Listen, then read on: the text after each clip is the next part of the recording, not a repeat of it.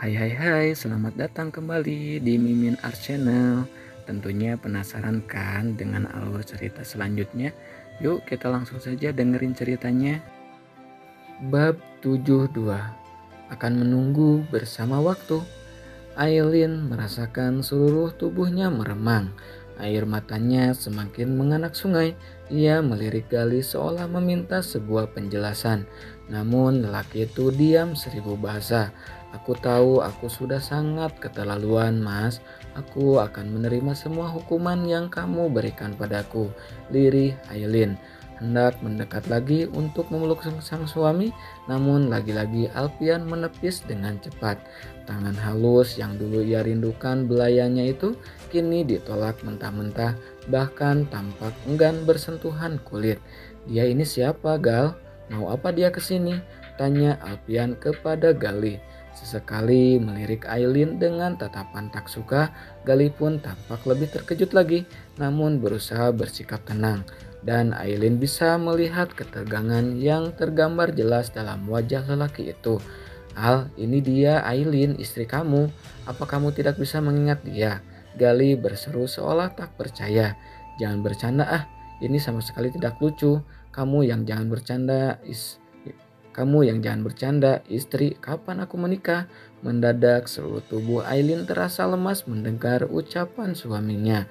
Wanita itu sedang berusaha mencerna apa yang sedang terjadi, menebak bahwa kemungkinan Alpian kehilangan sebagian memori tentang dirinya. Lalu bagaimana dengan Boy? Kamu juga tidak mengingat dia, sambung Gali. Siapa lagi Boy itu? Alpian mulai gusar. Rasanya Aileen sudah tidak tahan lagi. Sekarang ia yakin bahwa sang suami telah kehilangan sebagian ingatannya.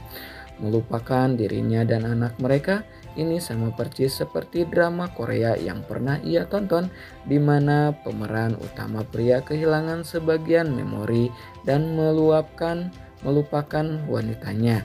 Mas, tolong jangan seperti ini. Aku istri kamu dan Boy anak kita. Lirih Aileen. Kamu bohong kan? Tuduh Alpian. Aileen benar Al, kamu menikahi Aileen 4 tahun lalu. Kalian sudah punya anak, namanya Boy. Gali turut mencoba meyakinkan. Boy sedang menunggu papanya untuk pulang. Cukup diam, pekik Alpian sambil menutup kedua telinga. Itu tidak mungkin, aku tidak ingat apapun tentangnya. Dia terlalu asing bagiku, wajahnya saja tidak pernah aku lihat. Kamu bercanda kan Mas? Apa ini adalah hukuman yang akan kamu berikan padaku? Hukuman apa? Aku tidak mengerti apa yang sedang kalian bicarakan. Kamu siapa tiba-tiba datang ke sini mengaku istriku? Permainan apa yang sedang kalian jalankan?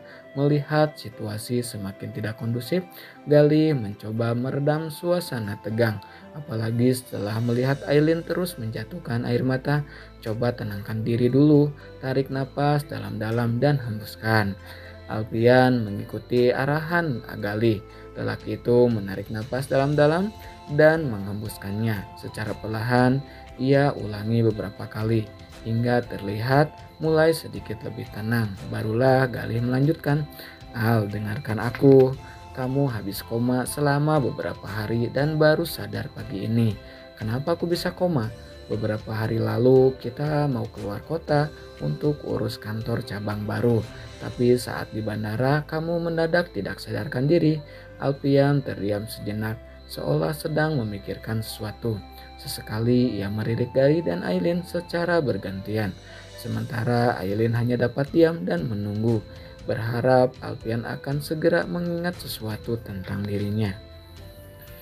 Kamu ingat, kamu juga pernah mengalami hal seperti ini sebelumnya. Beberapa tahun lalu kamu pernah koma selama 2 minggu. Saat terbangun kamu melupakan banyak hal yang terjadi. Mata Alpian memicing seolah sedang menajamkan ingatannya. Menggali kenangan lama yang tersamar, kemudian menggerakkan kedua tangannya menjabak rambut.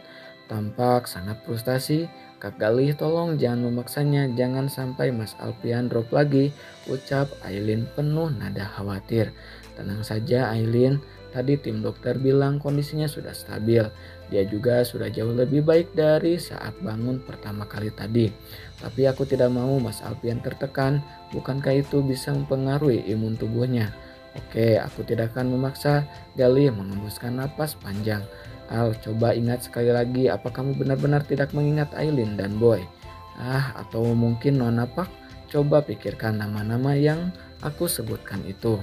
Galih menyebutkan beberapa nama yang berhubungan dengan Aileen yang mungkin dapat merangsang ingatan Alpian.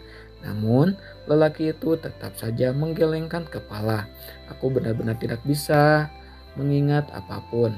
Dan perempuan ini aku tidak mengenalnya sama sekali. Aileen termenung, sepasang matanya terpejam dan seluruh tubuhnya terasa menegang. Mungkin ini adalah bentuk hukuman yang diberikan padanya karena pernah mengabaikan Alpian. Padahal Alpian adalah sosok suami sempurna dan penuh tanggung jawab. Keadaan ini benar-benar meluluh lantahkan hati Aileen. Padahal rasanya baru kemarin ia merasa memiliki seseorang yang menginginkan dirinya. Selama 4 tahun ini, Alpian memperlakukannya seperti seorang ratu, menuruti semua keinginannya tanpa bertanya dan menempatkan sang istri di atas segalanya. Tetapi dengan semua kesempurnaan itu, Aileen masih saja bersikap egois hanya karena Alpian merahasiakan sesuatu darinya. Aileen menundukkan kepala, berusaha sebisa mungkin untuk menahan air mata. Dadanya terasa penuh sesak dan napasnya seperti tertahan di tenggorokan. Galih, tolong suruh dia keluar dulu. Aku harus membicarakan sesuatu denganmu, pinta Alpian. Melirik Airin dengan ekor matanya. Mau bicara apa? Katakan di sini saja, balas Galih. Aku tidak akan bicara kalau ada dia di sini. Aileen tidak tahu harus bagaimana lagi. Seluruh tubuhnya seperti kehilangan tenaga. Berat baginya untuk meninggalkan suaminya.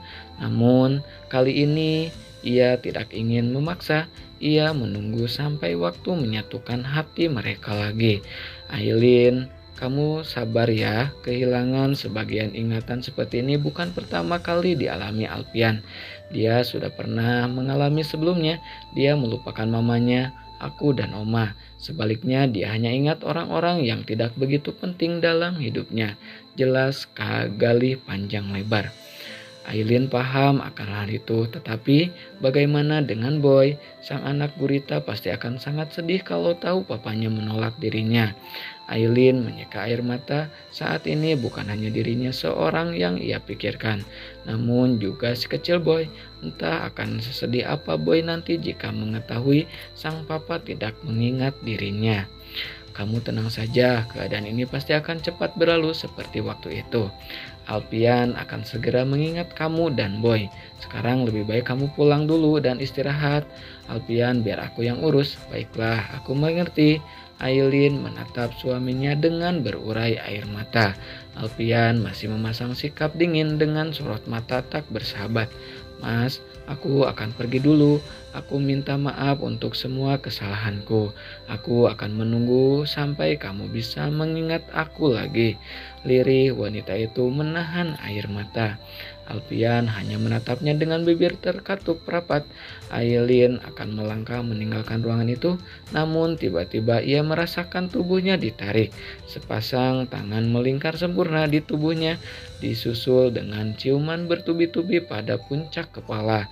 Bukan hanya itu, tawa gemas Alpian terdengar di telinga. Sudah aku tidak tahan lagi, ucap Alpian sambil tertawa kecil, membuat Aileen merasa seperti kehilangan separuh nyawanya. Nah segitu ya bab 72-nya, ditunggu lagi bab 73-nya kakak. Dilanjut lagi kakak bab 73-nya. Setelah kena prank, selama beberapa saat Aileen kehilangan kata-kata. Kewarasannya seolah terbang entah kemana. Bahkan saat ini ia merasa tak mampu membedakan antara nyata dan khayalan. Apalagi setelah Alpian mengaku tak dapat mengingat dirinya yang seolah mampu meruntuhkan dunianya. Air mata masih mengalir dari kedua matanya.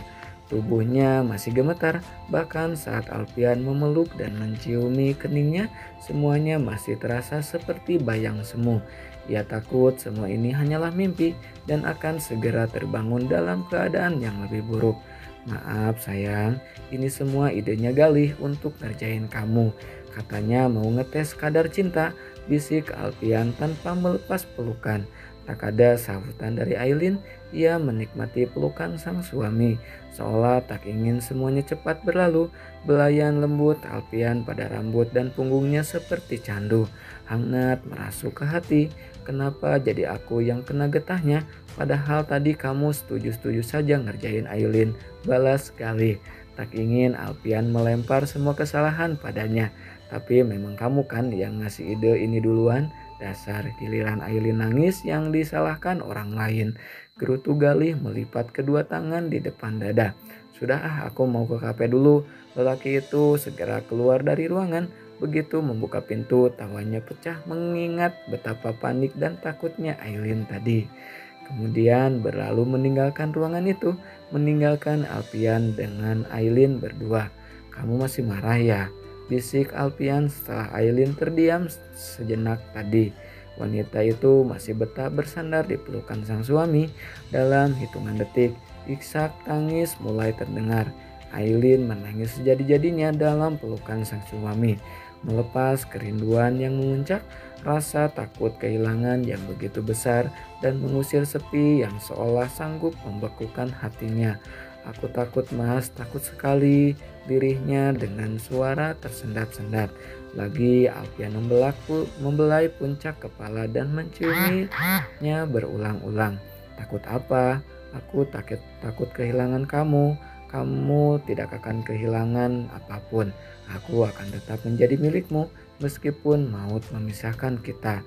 Semakin deras saja air mata wanita itu. Kalimat maut memisahkan terasa terngiang di telinga, menyayat hatinya yang rapuh. Aku minta maaf atas semua kesalahanku. Aku hanya melihat kesedihanku sendiri, tapi tidak melihat beban yang kamu tanggung sendirian. Untuk menjaga hati aku, kamu menyembunyikan semua beban itu. Sekarang aku mengerti bagaimana sakitnya jadi kamu. Maafkan aku bukan istri yang baik. Kamu boleh menghukumku apa saja tapi jangan tinggalkan aku. Kalimat panjang yang terucap dari bibir Aileen terasa menghangatkan hati Alfian. Lelaki itu dapat bernapas lega sekarang. Aileen dapat berdamai dengan kenyataan pahit yang membentangkan jarak di antara mereka. Bukan salah kamu sayang. Siapapun pasti akan kecewa kalau dibohongi. Aku tidak bermaksud menyembunyikan itu dari kamu. Awal mengetahui siapa kamu yang sebenarnya, aku sangat takut. Takut kamu akan membenciku dan pergi. Makanya aku merahasiakan lebih dulu, menyembunyikan semua ini dari kamu. Jelas Alfian. Tapi ternyata aku melakukan kesalahan. Aku lupa kalau dalam hubungan suami istri tidak seharusnya ada rahasia. Aku akan belajar ikhlas. Aku akan memaafkan dan belajar berdamai dengan masa lalu. Aku akan menganggap kepergian orang tuaku sebagai takdir dan menganggap kenangan buruk dari masa lalu sebagai jembatan untuk bertemu denganmu. Lirih Aileen masih dengan sisa isak tangis. Suaranya terdengar tersendat-sendat, namun Alfian dapat menangkap semuanya dengan baik. Maafkan aku bukan marah atau membencimu. Aku hanya kecewa karena kamu merahasiakan banyak hal dariku. Seharusnya aku selalu ada menemanimu menjalani masa-masa sulit, tapi tapi apa yang aku lakukan? Justru aku memperparah segalanya dengan sikap kekanak-kanakanku. Riri Aileen sekali lagi. Aku yang minta maaf. Aku berjanji tidak akan menyembunyikan apapun lagi dari kamu. Kedepannya tidak akan ada rahasia di antara kita lagi. Aileen semakin memendamkan dirinya di pelukan sang suami, melepaskan semua beban yang menekan hatinya selama ini. Ia akan ikhlas dan memaafkan.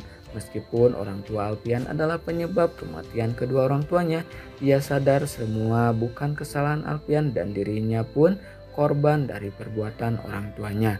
Sekarang jangan menangis lagi, ya. Mari kita mulai semuanya dari awal lagi, ucap Alfian.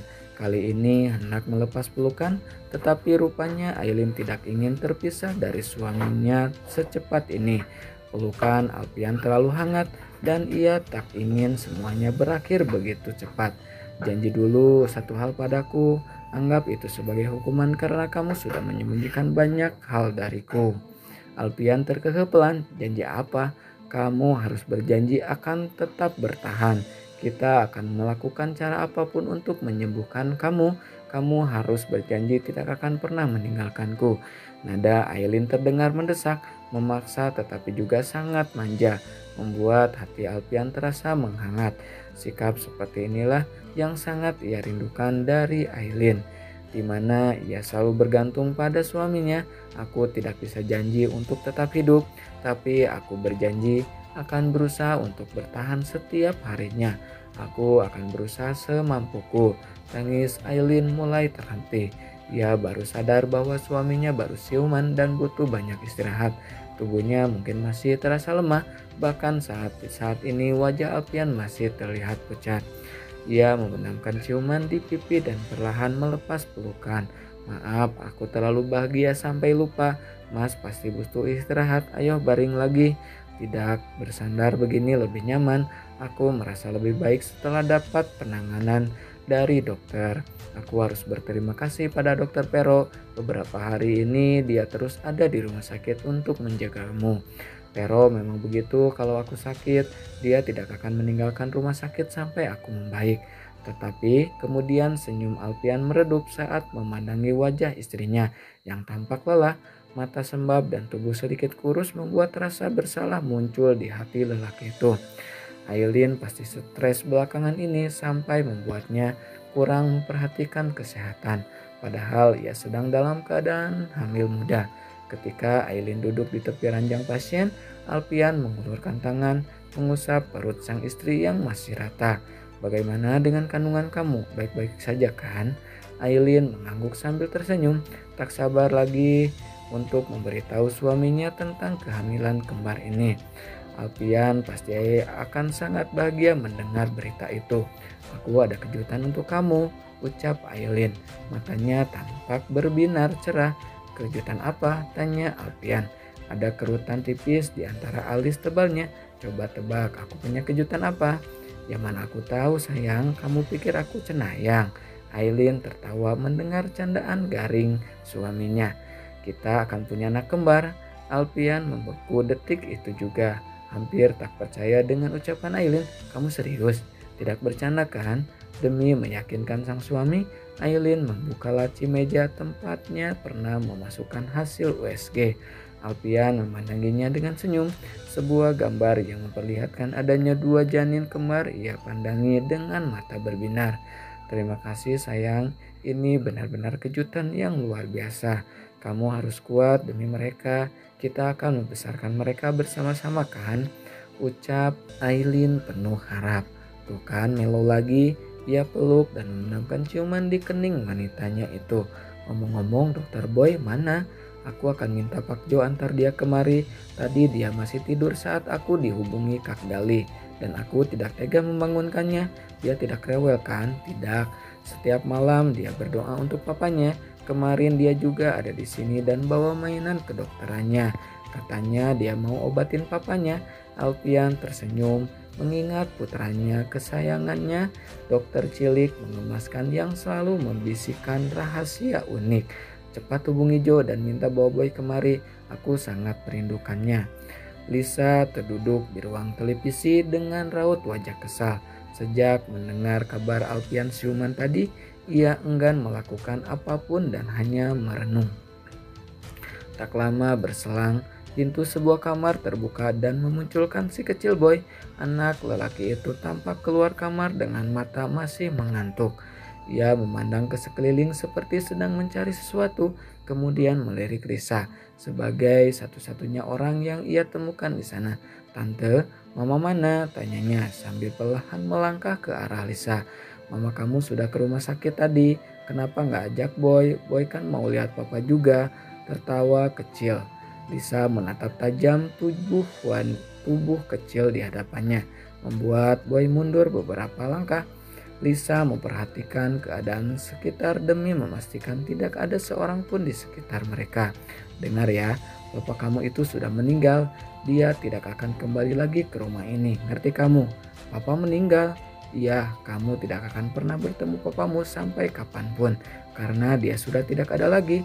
Dalam hitungan detik, bola mata Boy tergenang cairan bening. Pikiran polosnya sedang membayangkan papanya terkubur dalam tumpukan tanah dan menangis seorang diri di tempat yang gelap. Boy mau ke rumah sakit tante, Boy mau obatin papa. Kamu tidak akan bisa mengobati papa kamu karena dia sudah tidak ada, ngerti nggak sih? Kedua tangan kecil Boy saling meremas di balik punggung. Bibirnya saling mengatup demi menahan tangis. Sekarang masuk ke kamar dan jangan ganggu tante. Bentak wanita itu membuat tubuh mungil itu tersentak. Perlahan Boy membalikkan tubuhnya dan kembali ke kamar mengambil koper kecil berisi mainan alat kedokteran miliknya. Boy mau obatin papa biar papa nggak meninggal dan bisa hidup lagi. Lirihnya menahan tangis sambil memeluk koper kecil di dadanya. Nah, segitu dulu ya bab 73-nya. Pasti penasaran ya. Pokoknya makasih banyak yang selalu stay tune. Bye bye.